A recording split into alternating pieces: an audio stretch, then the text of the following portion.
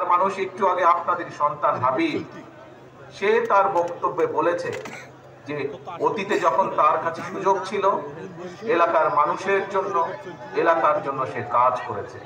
এখানে উপস্থিত প্রায় সকল মানুষ হাত তুলে তাকে সমর্থন দিয়েছে। প্রিয় ভাই বোনেরা, এটিই হচ্ছে বিএনপির রাজনীতি এবং আমি আজ সেই রাজনীতির কিছু কথা আপনাদের সামনে তুলে ধরতে চাই। প্রিয় ভাই বোনেরা,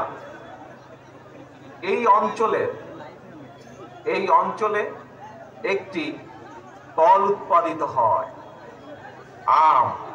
বাংলাদেশের অনেক মানুষই জানে না যে এই সাতক্ষীরা অঞ্চলে, এই কলরা অঞ্চলে, এই তালা অঞ্চলে, এই অঞ্চলে একটি সুস্বাদু আম উৎপাদিত হয়, ক্ষীর সাপাতি নামে একটি আম, ল্যাংড়া আম, যা এই দেশের মানুষ, এই এলাকার মানুষ সমগ্র বাংলাদেশে যা সরবরাহ করেন, বাংলাদেশের মানুষের ঘরে ঘরে সুস্বাদু আম পৌঁছে দেয়। প্রিয় ভাই বোনেরা, আমাদের রাজনীতি, বিএনপির রাজনীতি আমি একটু আগেই বলেছি, উন্নয়নের রাজনীতি, উৎপাদনের রাজনীতি। বাংলাদেশের প্রত্যেকটি অঞ্চলে তার নিজস্ব সম্ভাবনা আছে। আমি, আমার দল, আমাদের দল বিএনপি, আমরা চাই এই যে বাংলাদেশের প্রত্যেকটি অঞ্চলের যে সম্ভাবনা আছে, সেই সম্ভাবনাগুলোকে সামনে নিয়ে আসা, সেই সম্ভাবনাগুলোকে কাজে লাগিয়ে দেশের মানুষের জীবন জীবিকার উন্নয়ন করা, সেই সম্ভাবনাগুলোকে কাজে লাগিয়ে দেশকে সামনে এগিয়ে নিয়ে যাওয়া। প্রিয় ভাই বোনেরা, এই যেই আমের কথা আমি বললাম, এই আম যদি আমরা এই এলাকায় সংরক্ষণ করতে পারি, তাহলে আমের যারা কৃষক তারা যেমন উপকার পাবেন, ঠিক একইভাবে আমরা যদি এখানে হিমাগার করতে পারি, যে হিমাগারে আমগুলোকে সংরক্ষণ করে রাখা যাবে, তাহলে একই সাথে ছোট ব্যবসায়ী যারা আছেন তারাও উপকৃত হবেন। একইভাবে ছোট ব্যবসায়ী যারা এই এলাকা থেকে দেশের বিভিন্ন অঞ্চলে আমগুলোকে রপ্তানি করেন, তারা ব্যবসা করতে পারবেন, তারা উপকার পাবেন। একইভাবে এই আম যদি আমরা সংরক্ষণ করতে পারি, তাহলে শুধু দেশেই নয়, আমরা বিদেশেও রপ্তানি করতে সক্ষম হব, যার উপকার সরাসরি ভাবে এই এলাকার মানুষ পাবে। প্রিয় ভাই বোনেরা, এই আমের থেকে, আমের রস বা জুস বলতে যা বুঝাই, আমরা যদি চেষ্টা করি, তাহলে সেইটির কলকারখানা আমরা এখানে তৈরি করতে সক্ষম হব, যার ফলে আরো বহু মানুষ, তরুণ সমাজের বহু বেকার যুবকের কর্মসংস্থান আমরা করতে পারবো। আমরা যদি এই আমের, এই যে সম্ভাবনাময় আম, এই এলাকার যে সম্ভাবনাময় ফল, এর যদি আমরা চাটনি কিংবা আচারে ছোট কারখানার ব্যবস্থা করতে পারি, যা মা বোনেরা যেখানে কাজ করতে পারবেন, বেকার মা বোনেরা যেখানে কাজ করতে পারবেন, তাহলে আমাদের মা বোনরাও স্বাবলম্বী হয়ে দাঁড়াতে পারবেন, তারা নিজের পায়ে দাঁড়াতে পারবেন। প্রিয় ভাই বোনেরা, এটি হচ্ছে বিএনপির রাজনীতি। আমরা চাই প্রত্যেকটি এলাকা উন্নয়ন করুক, আমরা চাই প্রত্যেকটি এলাকার সম্ভাবনাকে কাজে লাগিয়ে মানুষের জীবন উন্নয়ন করা। প্রিয় সহকর্মীবৃন্দ,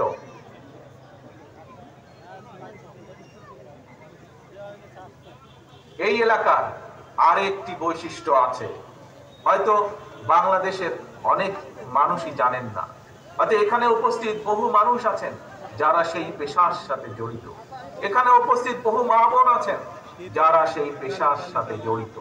কি সেটি হচ্ছে মাটির তৈরি টালি, যে টালি বিদেশিরা তাদের ঘরের উপরে ব্যবহার করে। এই এলাকার মানুষ তাদের নিজস্ব শ্রম, তাদের নিজস্ব মেধা দিয়ে এই টালির শিল্প তুলে ধরেছেন, টালির শিল্প গড়ে তুলেছেন তারা। প্রিয় ভাই বোনেরা, বিএনপি চায় এই সম্ভাবনাকে কাজে লাগাতে, এই এলাকার মানুষের জন্য, এই এলাকার মানুষের উন্নয়নের জন্য এবং একই সাথে দেশের উন্নয়নের জন্য। আমরা যদি যে সকল মানুষ, যে সকল মা বোনেরা এই এলাকায় এই টালি উৎপাদনের সাথে জড়িত, আমরা যদি তাদেরকে সহযোগিতা করতে সক্ষম হই সরকারের পক্ষ থেকে, তাহলে এই মানুষগুলো এই সেই সুবিধা বা সেই উপকার পাবেন এবং এই টালির শিল্প, যে টালি শিল্প, সেটিকে আমরা আরো ব্যাপক বিস্তার লাভ করতে পারবো। আমরা পৃথিবীর দেশে দেশে সেই টালিকে আমরা ছড়িয়ে দিতে সক্ষম হব, যা বাংলাদেশের স্বাক্ষর বয়ে বেড়াবে সারা পৃথিবীতে, সারা পৃথিবীর মানুষের ঘরে ঘরে যা বাংলাদেশের স্বাক্ষর বয়ে বেড়াবে। প্রিয় সহকর্মীবৃন্দ, প্রিয় ভাই বোনেরা, শুধু এটিই নয়, আপনাদের পাশেই আছে মুন্সিগঞ্জ নামক একটি এলাকা। সেই এলাকায় আপনারা যেমন জানেন, আমি ৬,০০০ মাইল দূরে আছি বাংলাদেশ থেকে, কিন্তু আমার মনটা সারাক্ষণ পড়ে থাকে বাংলাদেশের বিভিন্ন এলাকায়, আমার মনটা সারাক্ষণ পড়ে থাকে বাংলাদেশে। এবং সেজন্যই আমি জানি বা আমি জেনেছি এই মুন্সিগঞ্জে কিছু কিছু রিসোর্ট তৈরি হয়েছে পর্যটকদের জন্য, কিন্তু যোগাযোগ ব্যবস্থার জন্য সেই ব্যবসার সাথে যারা জড়িত সেই মানুষগুলো ব্যবসার উপকার পাচ্ছেন না, সেই সাধারণ মানুষগুলো, এলাকার মানুষগুলো। প্রিয় সহকর্মীবৃন্দ, আমি চাই, আমার দল বিএনপি চায় যে আমরা যদি ইনশাল্লাহ সুযোগ পাই, তাহলে এই রিসোর্ট গুলোতে যারা জড়িত, এখান থেকে যারা সাধারণ মানুষ আয় রুজি করেন, যোগাযোগ ব্যবস্থার উন্নয়নের মাধ্যমে সেইখানকার মানুষগুলোর যাতে জীবন যাত্রা উন্নত করা যায়, সেই ব্যবস্থাও আমরা নিতে চাই। এটিই হচ্ছে বিএনপির রাজনীতি, এটিই হচ্ছে শহীদ জিয়ার রাজনীতি, খালেদা জিয়ার উন্নয়ন উৎপাদনের রাজনীতি। প্রিয় ভাই বোনেরা, আমি আরো একটি সম্ভাবনার কথা আপনাদের সামনে তুলে ধরতে চাই, যেই সম্ভাবনা এই এলাকার মানুষকে কম বেশি পরিচিত করিয়েছে সারা দেশের মানুষের কাছে। যে পেশার সাথে বহু মানুষ জড়িত আছে, যে পেশার সাথে বহু মা বোনেরা জড়িত আছে, কিন্তু আমরা যদি আরো একটু সহযোগিতা দিতে পারি, সরকারের পক্ষ থেকে, রাষ্ট্রের পক্ষ থেকে যদি আরো একটু সহযোগিতা করা সম্ভব হয়, তাহলে সেই পেশার মানুষগুলো, সেই ব্যবসা বাণিজ্যের সাথে যারা জড়িত আছেন, সেই মানুষগুলো উপকার পাবেন এবং সাধারণ মানুষ, সর্বোপরি সাধারণ মানুষ সেই উপকারগুলো পাবে। প্রিয় ভাই বোনেরা, সেটি হচ্ছে এই এলাকায় চিংড়ি বা মাছের ঘের আছে, কিন্তু একটি সমস্যা আছে, আপনারাও জানেন, আমিও জানি। কি সেই সমস্যা? যেই বেড়িবাঁধ আছে, এই বেড়িবাঁধটি বহু বছরের পুরনো বেড়িবাঁধ, এবং যারা চিংড়ি বা ঘেরের ব্যবসায়ী, যারা সেখানে কাজ করেন, প্রতিটি মানুষ, বিশেষ করে যখন আকাশে কালো মেঘ দেখা দেয় বর্ষার সময়, প্রতিটি মানুষ তখন দুশ্চিন্তায় থাকেন, এই বুঝি বাঁধ ভেঙে সবকিছু ভেসে চলে যায়। এই এলাকায় বাঁধের পাশ দিয়ে যেসব ক্ষেত খামারি আছে, সেখানকার কৃষকরাও ভয় থাকে। কাজেই সেই বাঁধটিকে আমাদের মজবুত করতে হবে, যেন এলাকার মানুষ, বাঁধ মজবুত হলে সেই ঘেরের মাছ যাতে ধ্বংস না হয়ে যায়, নষ্ট না হয়ে যায়। প্রিয় ভাই বোনেরা, আপনারা একটি খুব সুন্দর জায়গায়, হতে পারে বাংলাদেশের দক্ষিণ পশ্চিম অঞ্চলে আপনারা বাস করছেন, কিন্তু আপনারা এমন একটি জায়গায়, খুব সুন্দর একটি জায়গায় আপনারা বসবাস করেন, আপনাদের পাশেই পৃথিবী বিখ্যাত সুন্দরবন। যেই সুন্দরবন হতে পারে এই এলাকার মানুষের অর্থনৈতিক উন্নয়ন, অর্থনৈতিক ভাগ্য পরিবর্তনের আরেকটি চাকা। প্রিয় ভাই বোনেরা, আমাদেরকে চেষ্টা করতে হবে, আমাদেরকে উদ্যোগ গ্রহণ করতে হবে যে এই যে দক্ষিণের যে সুন্দরবন, এই সুন্দরবনের সম্ভাবনাকে কাজে লাগানোর জন্য এই সুন্দরবনের সম্ভাবনাকে কাজে লাগিয়ে এই এলাকার মানুষ তথা সমগ্র দেশের মানুষ, খুলনা বিভাগের মানুষ যেন তার সুফল পেতে পারে, যেন সেই মানুষগুলোর আয় রুজি বৃদ্ধি পায়। এই সম্ভাবনাকে কাজে লাগিয়ে যেন বেকার যুবক যারা আছেন তাদের কর্মসংস্থানের সুযোগ হয়। প্রিয় ভাই ও বোনেরা, এটি হচ্ছে বিএনপির রাজনীতি। বিএনপির রাজনীতি হচ্ছে উন্নয়ন এবং উৎপাদনের রাজনীতি। আমরা বাংলাদেশের প্রত্যেকটি এলাকার সম্ভাবনাকে বের করে আনতে চাই, সম্ভাবনাকে কাজে লাগাতে চাই। এলাকার মানুষের জন্য সম্ভাবনাগুলোকে কাজে লাগাতে চাই, যেমন এলাকার মানুষের জন্য ঠিক একইভাবে আমরা সেই সম্ভাবনাকে কাজে লাগাতে চাই দেশের উন্নয়নের জন্য। প্রিয় ভাই বোনেরা, এখন আপনাদের সামনে অল্প কয়েকটি রাজনৈতিক কথা বলবো আমি। এই যে আপনাদের সামনে যে সম্ভাবনার কথাগুলো আপনাদের সামনে তুলে ধরলাম, বেকারদের কর্মসংস্থানের যেই সম্ভাবনার কথা আপনাদের সামনে আমি তুলে ধরলাম, মা বোনদের যারা বেকার আছেন তাদের যে সম্ভাবনার কথাগুলো আপনাদের সামনে আমি তুলে ধরলাম, এই সম্ভাবনাগুলোকে তখনই বাস্তবায়ন করা সম্ভব যখন আপনাদের দ্বারা, জনগণের দ্বারা নির্বাচিত একটি সরকার দেশ পরিচালনা করবে। জনগণের সরকারই একমাত্র জনগণের কথা চিন্তা করে, জনগণের সরকারই একমাত্র জনগণের জন্য কাজ করে। দেশনেত্রী খালেদা জিয়ার সরকার জনগণের সরকার ছিল বলেই মা বোনদের শিক্ষা ব্যবস্থা সম্পূর্ণ বিনামূল্যে করা হয়েছিল। প্রিয় ভাই বোনেরা, শহীদ রাষ্ট্রপতি জিয়া রহমানের সরকার জনগণের সরকার ছিল বলেই সেই সময় শহীদ রাষ্ট্রপতি জিয়া রহমানের সময় কৃষকের সেচ সুবিধার জন্য সারা দেশে খাল খনন করা হয়েছিল।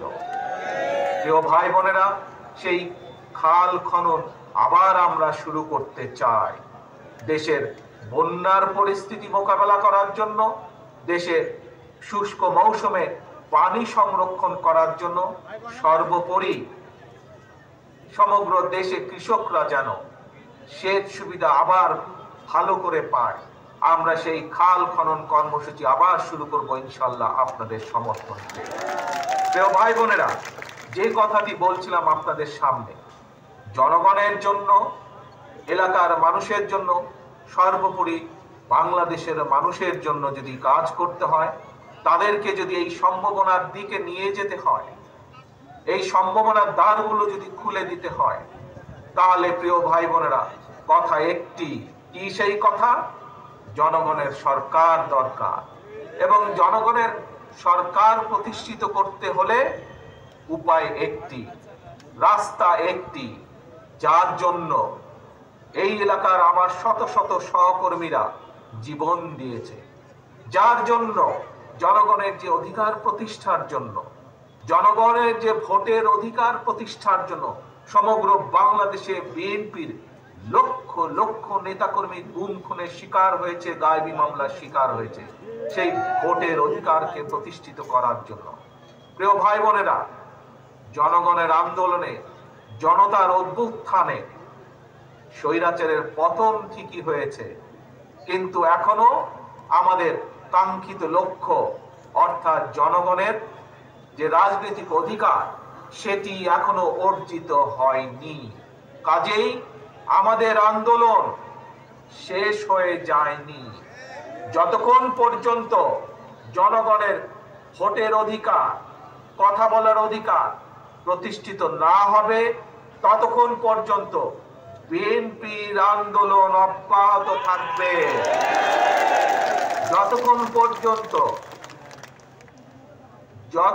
পর্যন্ত জনগণের সরকার প্রতিষ্ঠিত না হবে, জনগণের জনপ্রতিনিধিরা দেশের উন্নয়নে, এলাকার উন্নয়নে, মানুষের উন্নয়নে কাজ করার সুযোগ না পাবে, ততক্ষণ পর্যন্ত বিএনপির আন্দোলন অব্যাহত থাকবে।